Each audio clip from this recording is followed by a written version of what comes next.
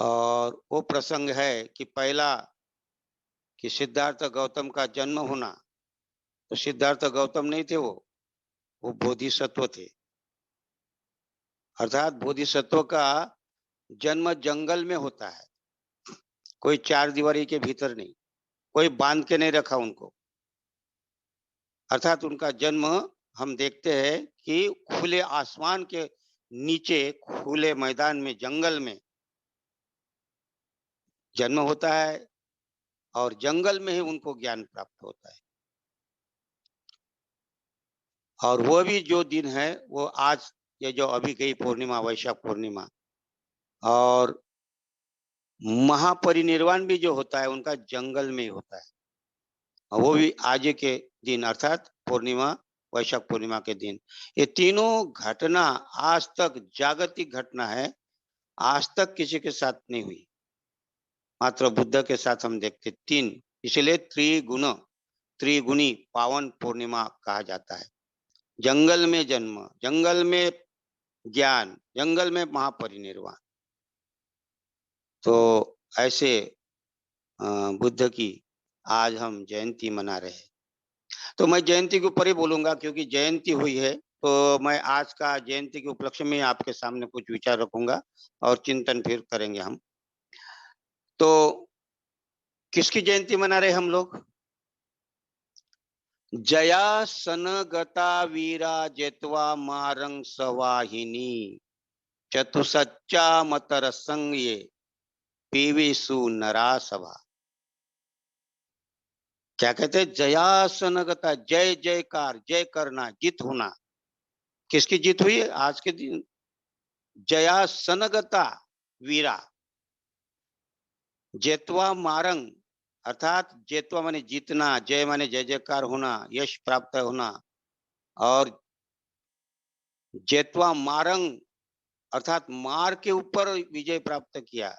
सवाहिनी, इसका अर्थ क्या होता है कि बोधि वृक्ष के जयासन, आसन पर, कौन से? वज्रासन पर। कौन से वज्रासन?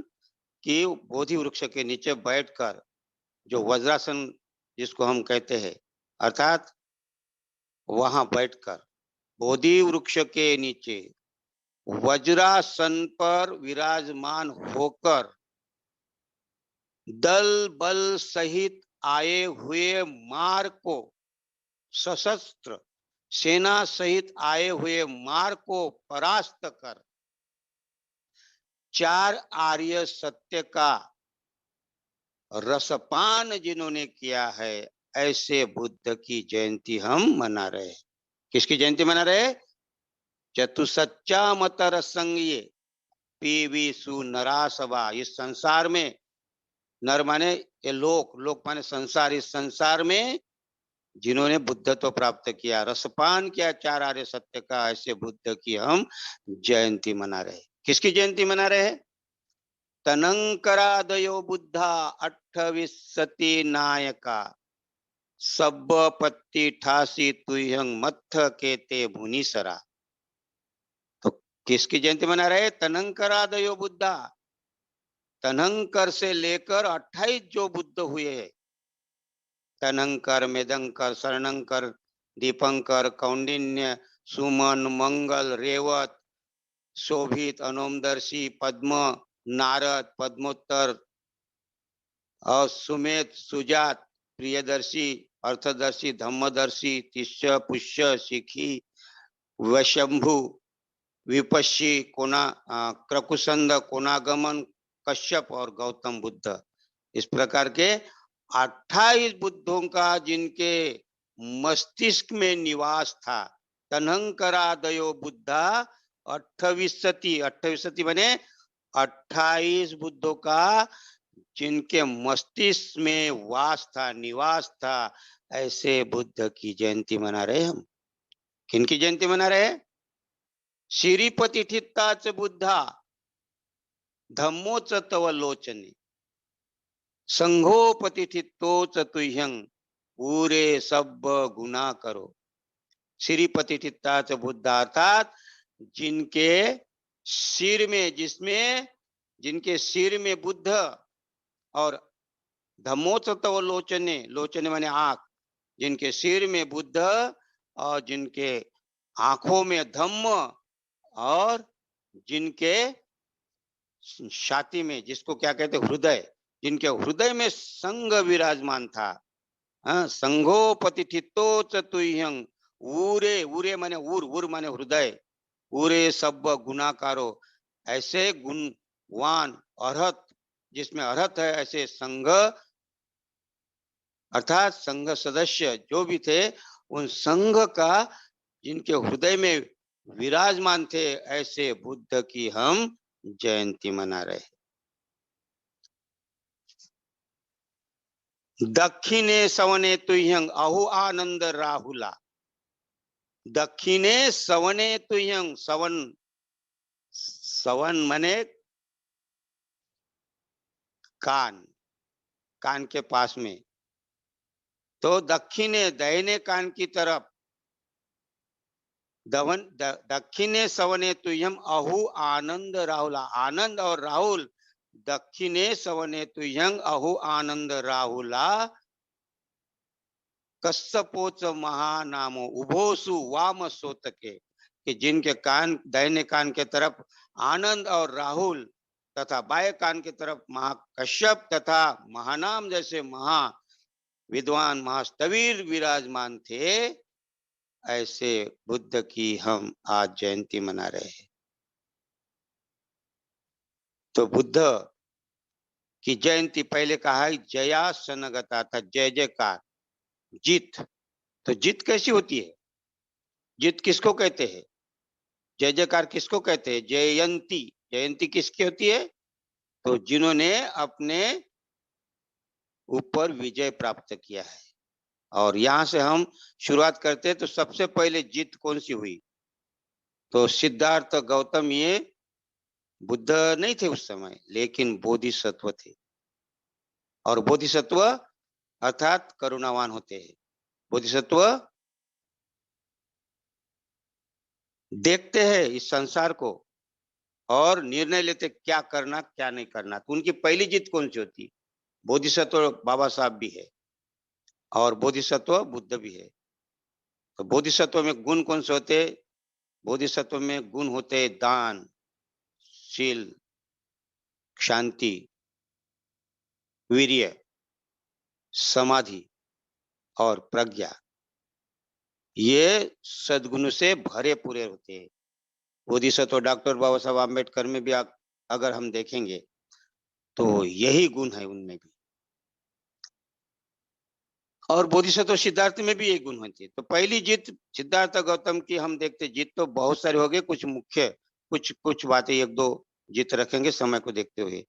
तो सबसे पहले सिद्धार्थ गौतम की जीत वहां हुई कि रोहिणी नदी के पानी के लिए, रोहिणी नदी का पानी के लिए युद्ध करना हो रहा था।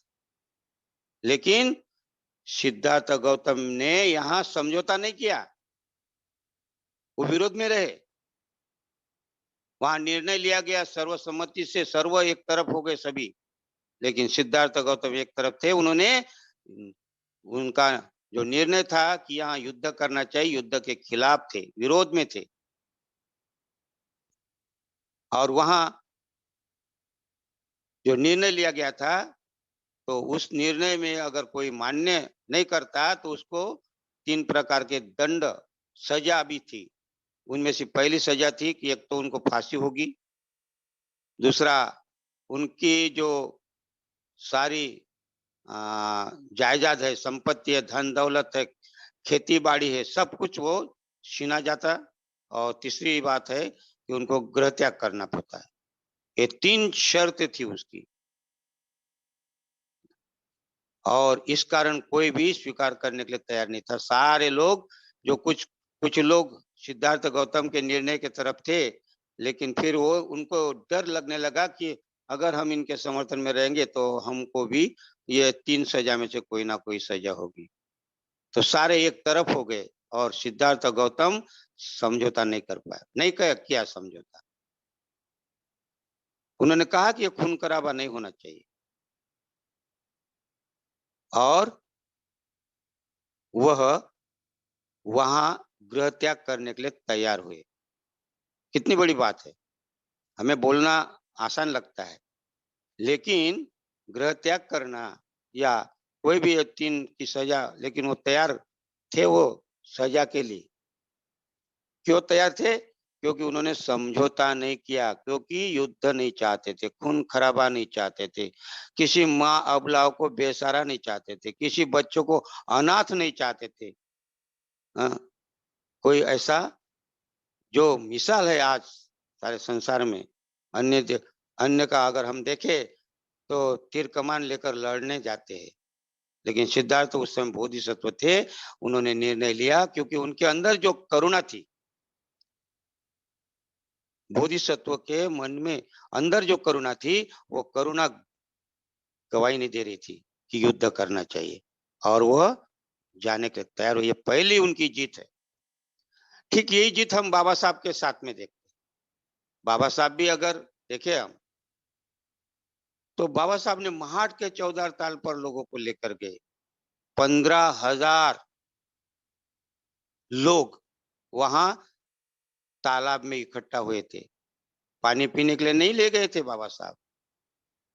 तो किस लिए ले गए थे? वो उनके अंदर का स्वाभिमान जागृत करने के लिए, स्वाभिमान जगाने के लिए बाबा साहब ने उस महाट के ताल पर ले गए थे। लेकिन मनुवादियों ने क्या किया? उनके ऊपर पत्थर फेंके, लाठियां फेंकी।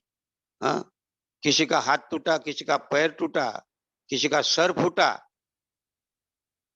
और आग बबला हो गए थे सारे लोग। लेकिन बाबा साहब की तरफ देख रहे, साहब हमें इशारा कर दीजिए। लेकिन बाबा साहब की करुणा जाग उठी वहां। उन्होंने कहा शांत रहना है, कोई बात नहीं, शांति से हम देखेंगे यहाँ। और बाबा साहब ने वहां शांति का पालन करके, उनकी करुणा कह रही थी कि अगर मैंने यहाँ इनको कह दिया कि तुम भी मारो, तो वो क्या होता? वहां 15,000 लोग थे और वो कम लोग थे, तो उनको तो मार ही डालते। लेकिन उसके बाद में क्या होता है? दूरदृष्टि देखिए बोधिसत्व की। उनके बाद क्या होता?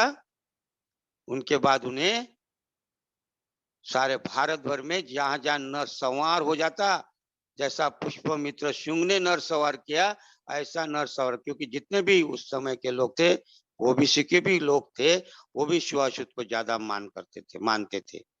और उस समय सारा जो समाज था, जो बाबा साहब के साथ में था, उसको खत्म कर सकते थे। इसलिए बाबा साहब की दूरदृष्टि, हाँ, इसको कहते करुणा। तो दोनों की जीत, इधर पहली जीत सिद्धार्थ गौतम की, और उधर बाबा साहब की पहली जीत। भले ही किसी का सर फूटा, किसी का पैर टूटा, कई घायल हुए, मगर उससे हमें सबक मिला कि अधिकार भीख मांगने से नहीं, संघर्ष करने से हासिल होते हैं। ये बाबा साहब ने नारा दिया, संघर्ष करो।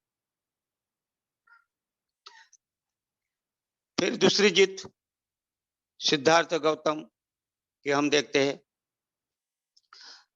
तो पहली जीत में हम लोग अगर देखा जाए, तो हम डर जाते, हम समझौता नहीं कर सकते थे। बहुत लोगों ने समझौता नहीं किया, क्योंकि अपने जीवन का डर रहता, क्या होगा, मेरा क्या होगा। लेकिन सिद्धार्थ गौतम ने ये डर उनके अंदर नहीं था। उन्हें लोगों की, लोग करुणा करुणा उनकी जागी थी। उन लोग कैसे दुख झेल सकेंगे, कैसी माता बहना कैसी अबला हो जाएंगी, कितना दूर का सोचते थे, दूरदृष्टि। दूसरी जो जीत है, वो जीत है जब सिद्धार्थ गौतम निकले, तो उनके मन में खाली इतना ही नहीं था कि गृह त्याग किया। गृह त्याग तो किया था, लेकिन उनके अंदर जो बात थी वो थी कि ये जो समस्या है, ये जो बाधाएं है, दुख है, ये दुख से मुक्त कैसा होना चाहिए, वो दुख का मुक्ति किस प्रकार होगी, इसीलिए वो खोज में निकले थे। और फिर जाते जाते उनको बहुत से, उनके साथ में समस्या थी कौन सी, कि ये जो दुख हो रहा, भाई भाई से लड़ रहा है, माँ बाप, पति पत्नी, बाप बेटे आपस में लड़ रहे हैं, समाज समाज से लड़ रहा है, धार्मिक धार्मिकता से लड़ रहे हैं। तो ये समस्या है, इसका कोई निवारण है? दुखी है लोग और उस दुख से मुक्त होने का रास्ता खोजने के लिए निकल पड़े थे। वो गृह त्याग किया इसका मतलब ये नहीं उनकी जिद देखिए यहाँ, गृह त्याग तो किया उन्होंने, लेकिन उसको बचने के लिए गृह त्याग नहीं किया उन्होंने कि यहाँ से घर छोड़कर जाऊंगा, क्योंकि वो रोहिणी के पानी के कारण इसके लिए नहीं, तो उन्होंने कहा उनके मन में जो बात थी कि मैं इस समस्या का हल खोजने निकल रहा हूँ, और इसीलिए उन्होंने कहीं कहीं जगह गए। सखी नाम की एक महिला आश्रम में, महिला के आश्रम में सिद्धार्थ गौतम गए इसका समाधान खोजने के लिए, लेकिन वहां समाधान नहीं मिला। फिर पद्मा नाम के एक सन्यासिनी के यहाँ गए, वहां उनके आश्रम में रहे, लेकिन वहां भी उनको कोई भी समाधान हल नहीं मिला। उसके बाद में हम देखते हाँ रेवत नाम के सन्यासी के पास जाते, नेंगरी नाम के सन्यासी के पास जाते, सब्बमित जिनकी सांख्य दर्शन में बोलबाला था उनके पास भी उनका समाधान नहीं हुआ। इस प्रकार वो खोजते रहे खोजते रहे। क्यों खोजते रहे? क्योंकि उनको समस्या का निराकरण देखना था। ऐसा कहते हैं खोजते खोजते राजा बिंबिसार के राजगृह में पहुंच गए थे। तो राजा बिंबिसार और सिद्धार्थ गौतम का वो संवाद है।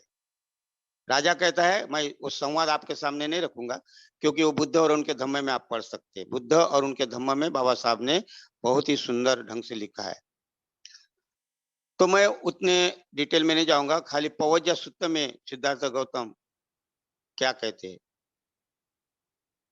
राजा बिंबिसार कहता है कि राजकुमार कोई बात नहीं, तुम वहां छोड़कर आ गए हो अपना राज्य, लेकिन तुम मेरे साथ में रहो, अपन बराबरी का राज करेंगे। आधा राज्य तुम संभालो, मैं संभालूंगा आधा। तो आप जाने की जरूरत नहीं, आपको ये क्या संन्यास शोभा देता है आपको? हाँ, आप नौजवान हो, सारी सुविधा आपने पीछे रख दी और संन्यास ले लिया, क्या कमी है? आप उसका उपभोग करो, आओ आधा राज्य ले लो तुम। सिद्धार्थ गौतम क्या कहते हैं कि महाराज मैं आधा राज्य क्या, मैं पूर्ण राज्य छोड़कर आया हूँ, मुझे पूर्ण राज्य मिल रहा था, आप तो आधा राज्य कहते हो। मैं पूरा का पूरा राज्य छोड़कर आया हूँ। पौजा सूत्र में कहते हैं, राजा कहते हैं आओ ऐश करो, और बुद्ध क्या कहते हैं वहां, सिद्धार्थ गौतम क्या कहते हैं वहां, संबाधोय घरावासो, संबाधाय घोरावासो रज्जसायतन इति। क्या कहते हैं? संबाधाय, बाधाय, समस्त बाधाओं से भरा हुआ है घर संसार। संबाधाय घरावासो, अर्थात घर क्या है? संकट का घर है, समस्याओं का ही समस्या का घर है। संबाधोय माने बाधा, बाधा माने समस्या। तो महाराज जिसको घर कहते हो वो घर घर नहीं है, वो समस्या संकट का घर है। रज्जसायतन इति, और रज्जसायतन अर्थात विकार। रज्जसायतन जिस प्रकार राजा के आसपास इधर के सेना की फौज लगी रहती, घिरे रहते राजा को, इसी प्रकार मनुष्य को सारे विकारों ने घेर के रखा है। एक विकार बोलूं तो ऐसे कितने सारे विकार है। घर घर की समस्या है, पति पत्नी से लड़ रहा है, भाई भाई से लड़ रहा है, समाज समाज से लड़ रहा है। महाराज ये घर बंधन है।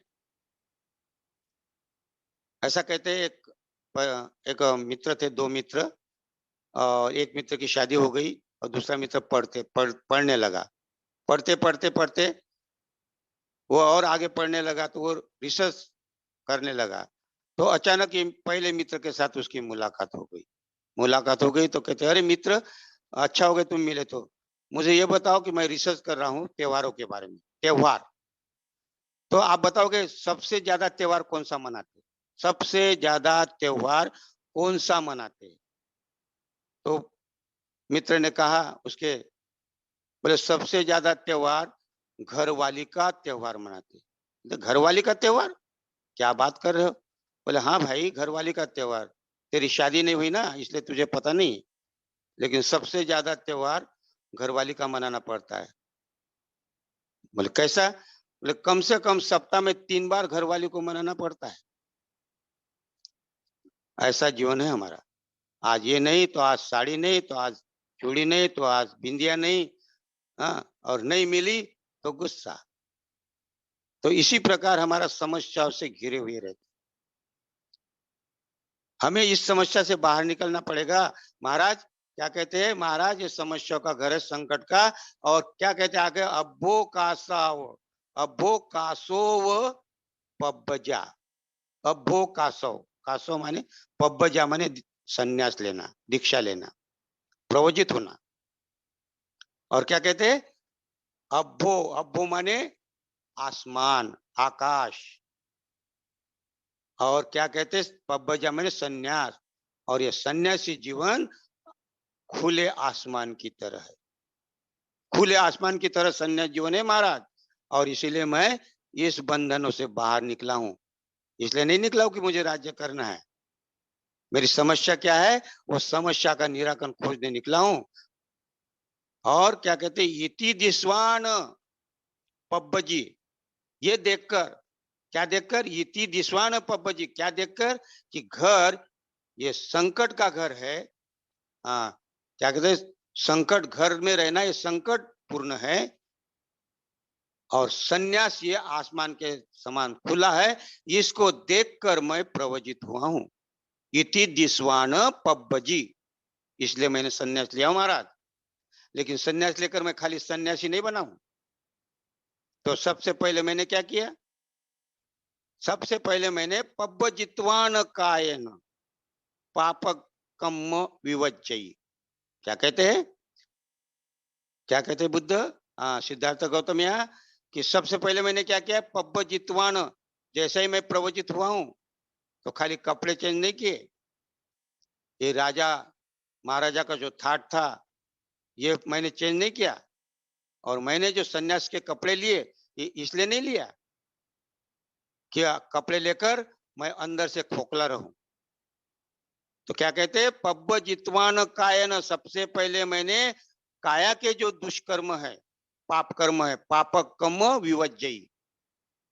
तो जैसे ही मैंने संन्यास लिया तो मैंने मेरे काया के जो पाप कर्म हो रहे थे उसके ऊपर सबसे पहले मैंने विजय प्राप्त किया।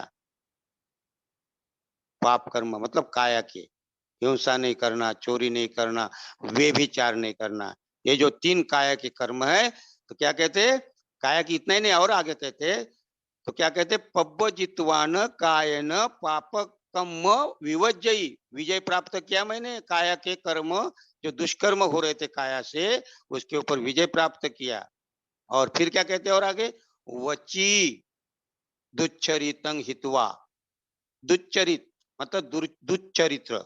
वची माने वाचा। वाचा के जो अवगुण थे, वाचा से जो दुष्कर्म होने वाले थे, वची दुच्चरितं हित्वा माने छोड़ना, त्याग देना। और मैंने क्या किया? वाचा के भी दुष्कर्म को मैंने त्याग दिया महाराज। हाँ, वची दुच्चरितं हित्वा। तो इस प्रकार ये मैंने यहाँ विजय प्राप्त किया। वाचा व वाचा, वाचा और काय, काय पर। तो काय के 3 शील। काया मतलब हिंसा नहीं करना, चोरी नहीं करना, व्यभिचार नहीं करना। और वाचा के कितने? 4 शील। कौन से? जो हम झूठ बोलते हैं, कठोर बोलते हैं।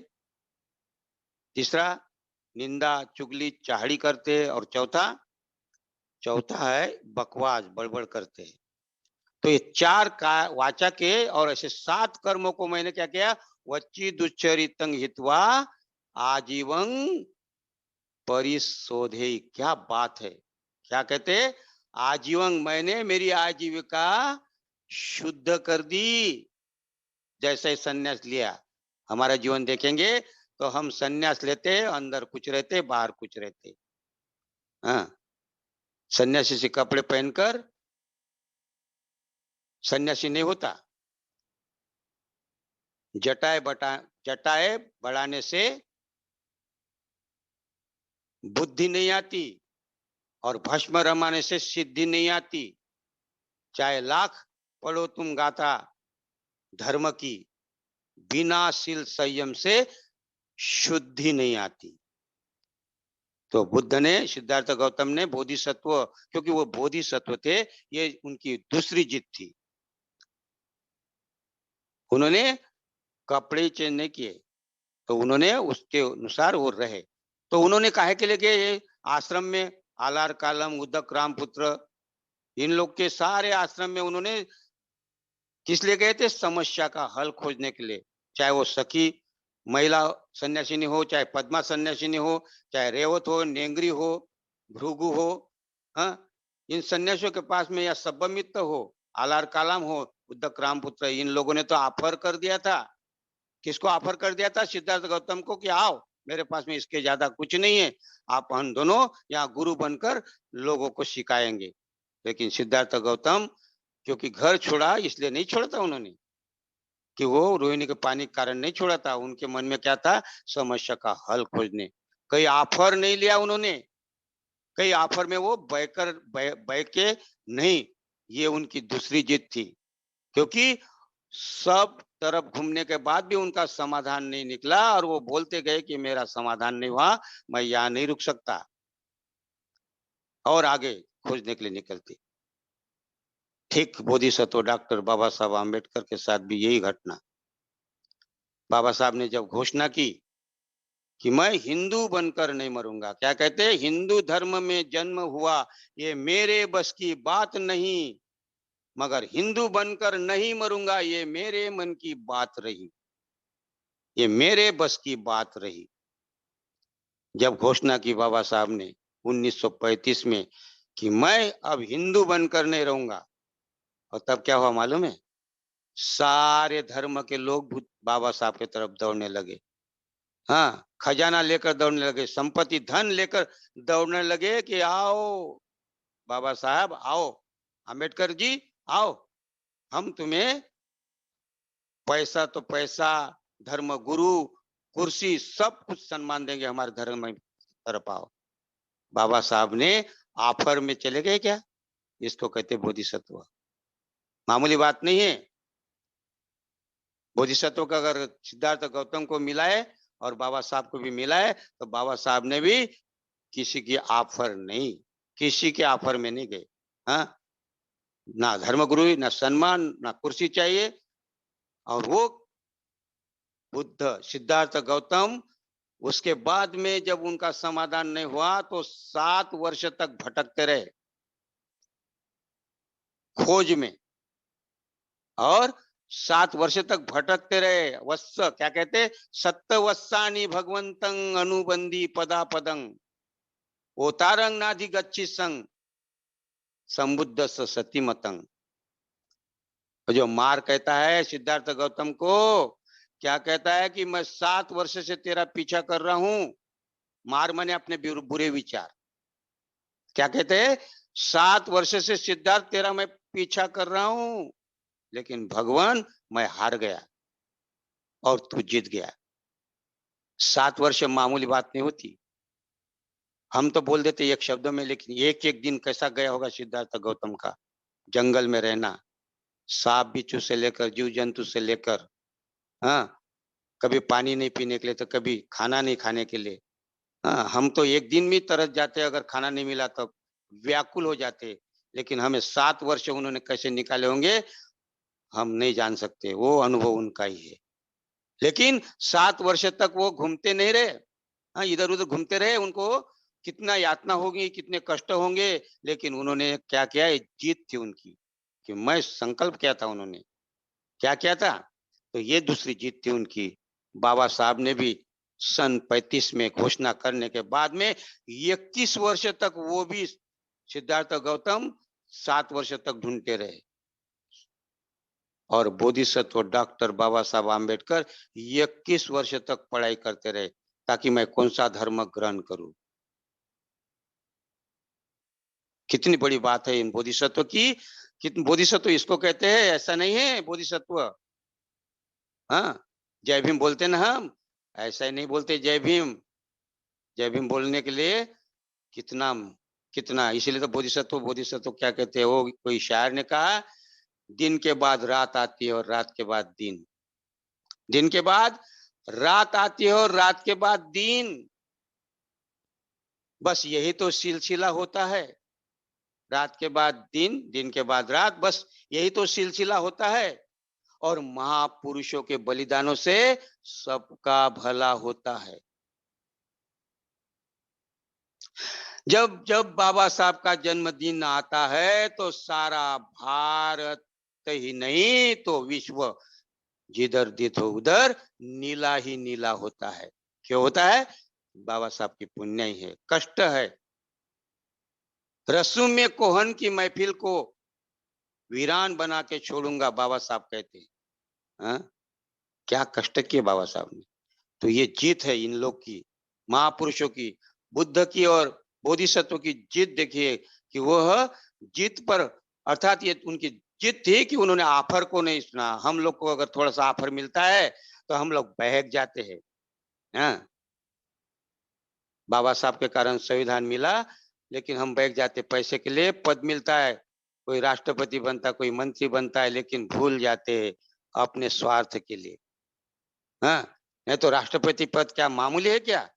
एनआरसी लागू करने की, जो बंद करने की उनके पास में पावर रहता है। किसके पास? राष्ट्रपति के पास में, मंत्रियों के पास में। हाँ, अगर कोई राष्ट्रपति बनता है तो सारे देश को वो अपने कंट्रोल में कर सकता है। हाथ ऋषि का कांड नहीं हो सकता। कोई मूछ वाला अगर मूछ रखकर उसकी मर्डर नहीं हो सकता, या कोई घोड़ी पर बैठने वाले का मर्डर नहीं हो सकता था, अगर सही मायने से बाबा साहब के संविधान का उपयोग किया होता तो। हम तो लालच में बहक जाते हैं, आफर में पड़ जाते हैं, सम्मान के लिए, पैसे के लिए, स्वार्थ के लिए हम बिक जाते हैं। लेकिन बाबा साहब नहीं बिके और सिद्धार्थ गौतम भी कहीं नहीं रुके, क्योंकि उनको भी ऑफर मिल रहा था। कितनी बड़ी जीत है। ये जीत कभी हासिल करने के लिए कितनी मेहनत करनी पड़ती, कष्ट करने पड़ते। और तीसरी जीत है, हमारा जो समय होते जा रहा है, अ, तीसरी जीत महत्वपूर्ण है। और वो जीत है, अ, अगले बार में हम बताने की कोशिश करेंगे, क्योंकि ये अपना ये चलेगा जयंती के ऊपर अभी ये सिलसिला। तो इसमें तीसरी जीत आपको यही बताते हैं कि सिद्धार्थ गौतम जब वहाँ प्रतिज्ञा करते, जब सुजाता की खीर खाने के बाद में प्रतिज्ञा करते हैं। क्या प्रतिज्ञा करते हैं? कि जब तक मुझे ज्ञान प्राप्त नहीं होगा, दुख के मुक्ति का रास्ता नहीं मिलेगा, मैं तब तक यहाँ से अब नहीं उठूंगा। ये प्रतिज्ञा संकल्प है बहुत बड़ा। और बाबा साहब भी ऐसी प्रतिज्ञा करते हैं। बोधिसत्व डॉक्टर बाबा साहब आम्बेडकर जी ये भी प्रतिज्ञा करते हैं बड़ौदा में, अगर इस समाज का उद्धार नहीं कर सका तो मैं अपने आप को गोली से ठार कर दूंगा। और ये दो बातें हम अगली बार देखेंगे, क्योंकि हमें प्रतिज्ञा पर ध्यान देना है, बोधिसत्व की प्रतिज्ञा पर ध्यान देना है। और उस बोधिसत्व के हम बंदे हैं, और किसी के बंदे हैं क्या? हाँ, तो मैं आपको कुछ बातें बताता हूँ कि जय भीम के राह से जब चलते रहेंगे, जय भीम के राह से जब तक चलते रहेंगे और बुद्ध की शिक्षा से कमल फूल की तरह खिलते रहेंगे, जय भीम के रास्ते से हम जब तक चलते रहेंगे और बुद्ध की शिक्षा से कमल की तरफ खिलते रहेंगे, उसी को मैं भीम के बंदे कहूंगा। उसी को मैं भीम के बंदे कहूंगा जो 22 प्रतिज्ञा में अपने आप को ढालते रहेंगे। 22